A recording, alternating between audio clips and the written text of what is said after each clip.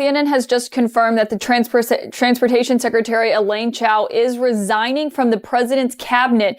She resigned yesterday and is directly tying it, Brianna, to President Trump's response to that mob of his loyalists descending on Capitol Hill and breaching the halls of federal government. And this is significant because she is the first cabinet secretary so far to resign as a result of what the president did yesterday. We've heard a lot of other people are considering it. We've seen some pretty significant figures, including the Deputy National Security Advisor, resign in wake of that. But now this is Elaine Chao, the Transportation Secretary, who has been here almost every day of Donald Trump's presidency, serving with him, working with him, and defending him. And now she is resigning as a direct result of what he did yesterday. And of course, she is someone who worked closely with the president. She was obviously in the cabinet, a top-ranking official in the administration. But also this is notable for another reason, because she is married to the Senate Majority Leader, Mitch McConnell. And you saw how McConnell turned on the president in a really remarkable way yesterday that we have not seen in the 4 years that Donald Trump. All right, people. John, here's something big just broke. An ominous silence has fallen over the Capitol, not peace, but the calm before a political hurricane that could tear down the foundations of government. What's unfolding will fill entire chapters in history books. The President of the United States is facing an unprecedented convergence of institutional fury, and it's all happening at lightning speed. This isn't a slow-moving political drama that unfolds over months or years. This is a breakneck, high-stakes confrontation that's ripping through the heart of American governance. We're talking about real, documented resignations from his own cabinet, a second impeachment that moved through the House with shocking velocity, and serious, substantive discussion of the 25th Amendment, all colliding simultaneously in a perfect storm of constitutional crisis. The political establishment has been set ablaze, and the flames are spreading faster than anyone could have predicted. Has been in office. And so now we are learning that Elaine Chao is the first person from the cabinet to resign as a result of what the president did yesterday. But the question, of course, that is on everyone's mind, including inside the White House, is whether or not she is going to be the last. And we should remind viewers, this is likely the reason the president put out that statement overnight saying that there will be an orderly transition of power on January 20th, because there is a real concern inside the White House that you are going to see a series of high-profile mass resignations coming out of the president's top-ranking officials. Elaine Chao is one of the first. Wow. I mean, we just have never seen anything like this. But I wonder, Caitlin, if you can also explain to us how this would maybe, one of the things that has been discussed is the 25th Amendment, and that cabinet members are considering that as an option on the table for a way to remove President Trump from office. Obviously, if you have cabinet members who are resigning, that will change this a calculation, or perhaps that maybe was something that didn't really have feet, if you will. But let's be absolutely crystal clear about what we're dealing with here. This isn't a fictional thriller. This isn't a Netflix series with dramatic music and cliffhanger endings. This is the genuine, verified historical record of what transpired during one of the most tumultuous periods in American political history. We're talking about actual cabinet secretaries, Senate-confirmed officials who held the highest positions in the executive branch, choosing to walk away from their posts, specifically because of how the president handled a catastrophic event at the very heart of American democracy. We're talking about congressional leaders who didn't just wring their hands and express concern. They actually drafted formal impeachment articles, debated them furiously, and voted to impeach a sitting president for the second time in his single term.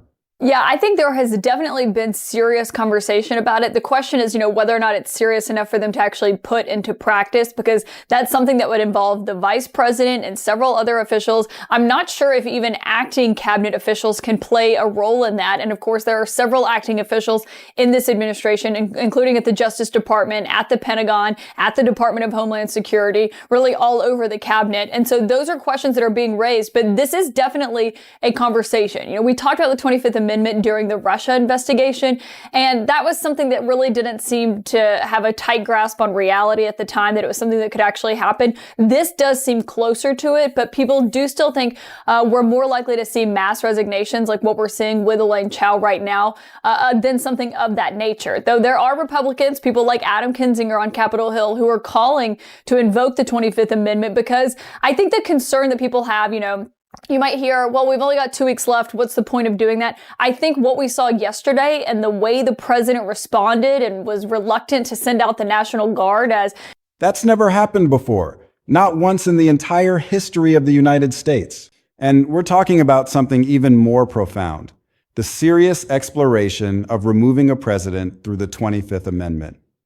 A constitutional provision so rarely discussed that most Americans couldn't even tell you how it works. So when I tell you that this is the most institutionally chaotic stretch in modern political history, I'm not exaggerating for dramatic effect. I'm telling you the documented truth. Now, here's where things get particularly fascinating and slightly troubling. Some content creators, in their rush to capture the sheer drama of this period, have taken these genuinely significant events and layered on completely fictional testimony scenes and bloodbath framing that never actually occurred. And here's the thing. His loyalists were descending on Capitol Hill. It's concerned people for what the next 13 days could look like, given that the president, has really is in a desperate state of mind, more so than he has been given this election loss. And so I think that is the concern. That's what's driving these conversations, and that's what's playing a role in these resignations that we could be seeing.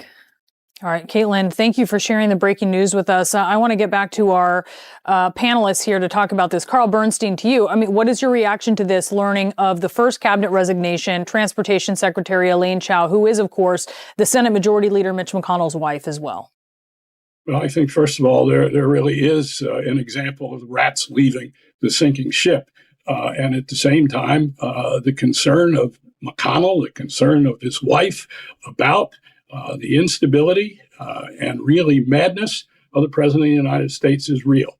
What's really called for here is, yes, the 25th Amendment ought to be invoked. If it can't be, and I think there's a growing view that what has to be done is somehow Donald Trump, in the last 2 weeks of his presidency... It's completely unnecessary, because the actual documented history here, the real resignations, the actual impeachment proceedings, the genuine 25th Amendment discussions, is already dramatic enough to make your head spin. You don't need to invent sensational scenes when the real story already has cabinet officials resigning in protest, Congress moving at breakneck speed to impeach, and serious constitutional questions being debated at the highest levels. Why then, you might ask, do people feel the need to embellish? Honestly, because the real story, while genuinely shocking, requires understanding a bit of constitutional nuance. It requires following the timeline of congressional procedure. It requires understanding what actually happened versus what people assumed happened.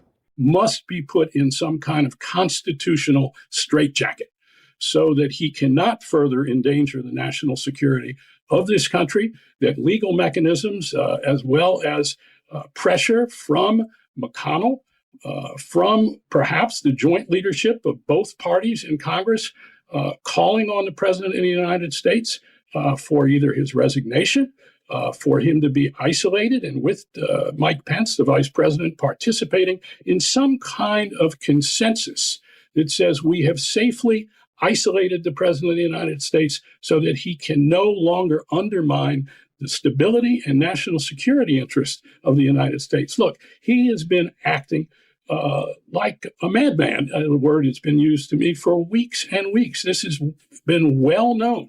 There was a kind of inevitability, not necessarily to breaching the Capitol yesterday and getting inside the Capitol, but that he has been trying to provoke his followers, this cult, to cause some kind of provocation. Indeed, it would let him stage a coup and stay in office. He must be restrained.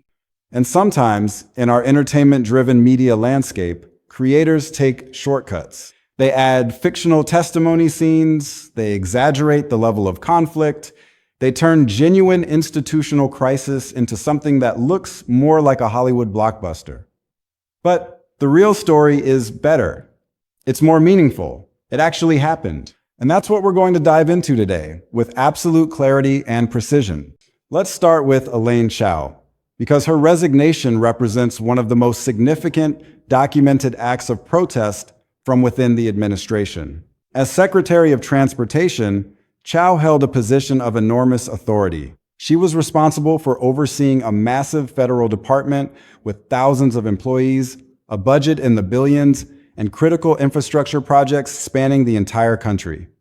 This wasn't a minor role. This was a cabinet-level position that required Senate confirmation, meaning she had been vetted, questioned, and formally approved by the legislative branch to hold this exact office. So when someone at that level chooses to step away, specifically citing a catastrophic event as their reason, that carries real weight. It's not some low-level staffer quietly moving on to a private sector job. It's a public rebuke from the highest levels of government.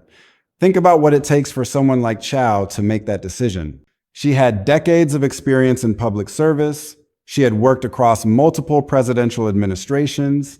She had navigated controversies, political attacks, and the constant pressure of Washington politics. But the events that transpired at the Capitol crossed a line for her. It was a threshold moment, a breaking point that made continued service impossible, not just politically impractical, but morally untenable. Her resignation letter didn't dance around the issue. It directly connected her departure to what had just occurred. That's a documented fact, not speculation, not rumor, a direct public statement from a sitting cabinet secretary explaining exactly why she was leaving. Now, let's shift our focus to Betsy DeVos, because her resignation adds another crucial layer to this story. As Secretary of Education, DeVos had faced intense public scrutiny from the very beginning of her tenure. Her education policies were controversial. Her public appearances were frequently met with protests. She had become a polarizing figure in her own right, weathering criticism from educators, parents, and lawmakers across the political spectrum. But here's the thing that makes her resignation so significant. DeVos had already proven she could handle sustained public criticism. She had shown remarkable resilience in the face of constant political attacks. So when she chose to resign specifically because of what happened at the Capitol, that tells you something genuinely important. This wasn't someone who was simply tired of the job or looking for an exit. This was someone who had weathered political storms for years, but who found this particular event to be a bridge too far. Her resignation, coming just days after Chao's departure, created a pattern. It wasn't an isolated incident. It was a documented trend of high-level officials publicly distancing themselves from the administration at the exact moment when that administration needed unity most. Think about the message that sends to the rest of the government, to the public, to the world. When multiple cabinet secretaries resign in protest within a single week, that signals genuine internal rupture. It tells everyone watching that something has fundamentally broken within the executive branch. But here's where the story gets even more intense, because the congressional response was happening in parallel with these resignations. Lawmakers, both Democrats and some Republicans, were simultaneously exploring two distinct constitutional mechanisms to address the crisis. On one track, you had the impeachment process moving through the House. On the other track, you had serious discussion of the 25th Amendment, which would require the vice president and a majority of the cabinet to declare the president unable to discharge his duties. Now, why were both tracks being pursued at the same time? Because the situation was so urgent and because the timeline was so compressed, lawmakers wanted to keep every possible option on the table. Impeachment is a lengthy process. It requires the House to draft articles, debate them, vote on them, and then send them to the Senate for trial. That takes time, even in the best of circumstances, and these were far from the best of circumstances. The 25th Amendment, on the other hand, offers a potentially faster mechanism, but it requires the cooperation of the vice president and the cabinet, a fundamentally different set of decision makers. By pursuing both options simultaneously, lawmakers were essentially covering their bases. making sure they had as many avenues as possible to produce some form of accountability before the term naturally wound down. That's not indecision, that's strategic thinking under extreme pressure. Now, let's zero in on the impeachment itself, because this is where the documented history becomes absolutely undeniable. On a specific January date, the House formally voted to impeach Trump for the second time, specifically charging him with incitement of insurrection. Think about the speed of this. Just 1 week after the events at the Capitol, the House had already moved through the entire process of drafting articles, debating them, and holding a formal vote.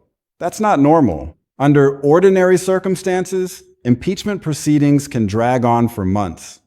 There are hearings, depositions, witness testimony, legal battles, but this moved with unprecedented velocity because lawmakers felt an overwhelming sense of urgency. They believed, and the historical record supports this, that the situation demanded immediate action. The charge they settled on, incitement of insurrection, is deeply specific. It's not a vague accusation of misconduct.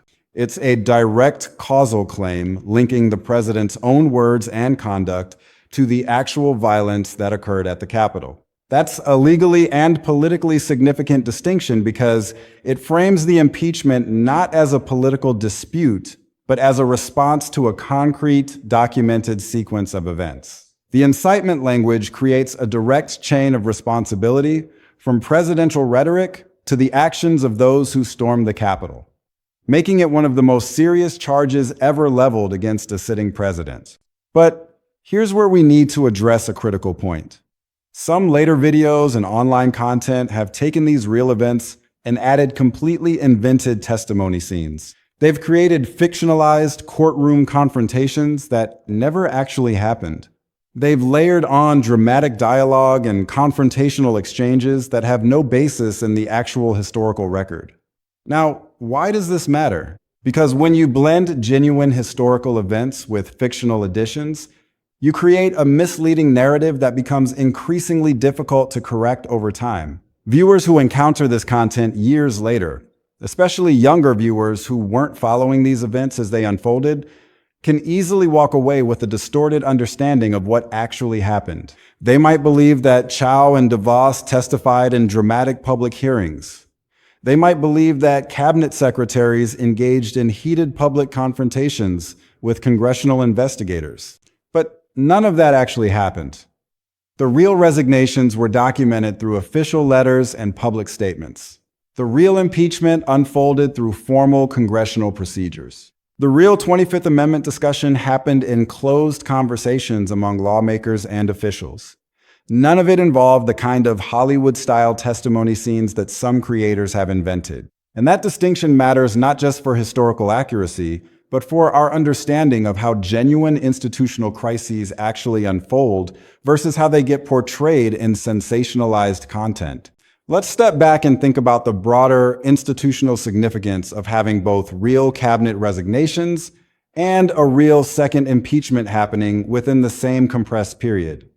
This combination represents something genuinely extraordinary. On one hand, you have high-level officials voluntarily walking away from their positions, a clear indication that internal administration support had fractured at the highest levels. On the other hand, you have Congress formally moving through the most serious constitutional accountability mechanism available, impeachment. Both of these things happening simultaneously creates a documented pattern of institutional breakdown that historians will study for generations. It's not just one thing going wrong. It's multiple things going wrong at the exact same time, all connected to the same underlying crisis. The cabinet resignations demonstrate that the president was losing support from within his own executive branch. The impeachment demonstrates that the legislative branch was responding with formal constitutional action. The 25th Amendment discussions demonstrate that even the vice president and remaining cabinet members were being urged to consider the ultimate constitutional mechanism for removal. That convergence is what makes this period so remarkable. It's not a single dramatic headline. It's a multi-layered crisis unfolding across every branch and level of government simultaneously. Now, let's think about why the speed of this entire process matters so much. When the House moves to impeach within 1 week of a triggering event, that sends an unmistakable signal about the perceived gravity of that event. Congressional procedures are normally slow and deliberative. There are committee hearings, markups, amendments, procedural votes, extensive debate. But this moved with extraordinary urgency because lawmakers believed, rightly or wrongly, that the situation demanded immediate action. They didn't have the luxury of taking months to deliberate. They felt that the constitutional crisis was so acute that delay itself would represent a failure of duty. That's a powerful statement about how seriously this specific crisis was taken, even by lawmakers who had previously been reluctant to support impeachment. The speed itself becomes evidence of the intensity of the moment. It tells us that this wasn't just another political controversy. It was something fundamentally different, something that even institutional inertia couldn't slow down. Let's also address the broader pattern of institutional response that this specific period represents. Throughout Trump's political career, various controversies have triggered various forms of institutional pushback. There have been investigations, legal challenges, policy defeats, and public criticism. But this particular moment represents the most concentrated convergence of all three major response types: resignations, impeachment, and removal discussion, all happening within the same compressed time frame. That convergence is what makes this period genuinely unique and worth understanding on its own terms. It's not just another chapter in a longer story of political controversy. It's a distinct, historically significant moment where multiple institutional pressure points activated simultaneously. Think about what that tells us about the nature of the underlying crisis. When cabinet secretaries resign, when Congress impeaches, and when the 25th Amendment gets seriously discussed all within a single week, that suggests the crisis was severe enough to override the normal institutional reluctance to take such dramatic actions. These aren't mechanisms that get deployed lightly. They're constitutional and personnel responses reserved for genuinely extraordinary circumstances. Now, let's think about the personal and professional calculations that Chao and DeVos had to make.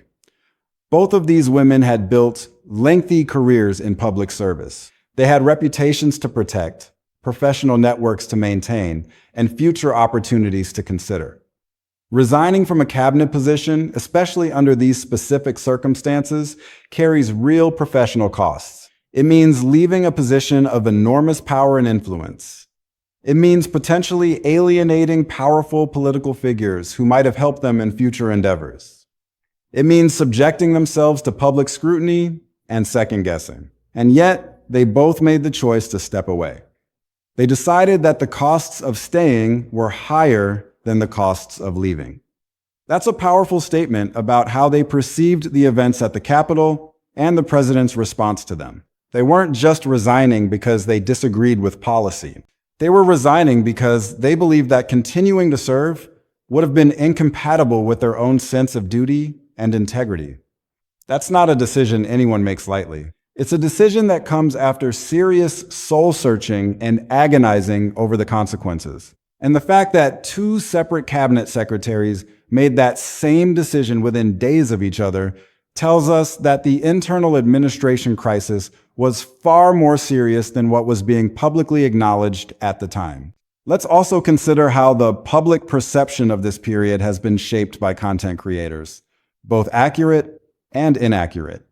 Because this is where the story takes an interesting turn. The genuine documented history here, real resignations, real impeachment, real 25th Amendment discussion, is already compelling enough to generate substantial public interest. People are genuinely fascinated by institutional crisis, by the breakdown of normal governance, by the spectacle of high-level officials publicly rebuking a president. And yet, some content creators still feel the need to embellish, to add fictional testimony scenes, to exaggerate conflict, to create a narrative that goes beyond what actually happened. Why? Because dramatic embellishment drives engagement. It generates clicks, shares, comments, and views.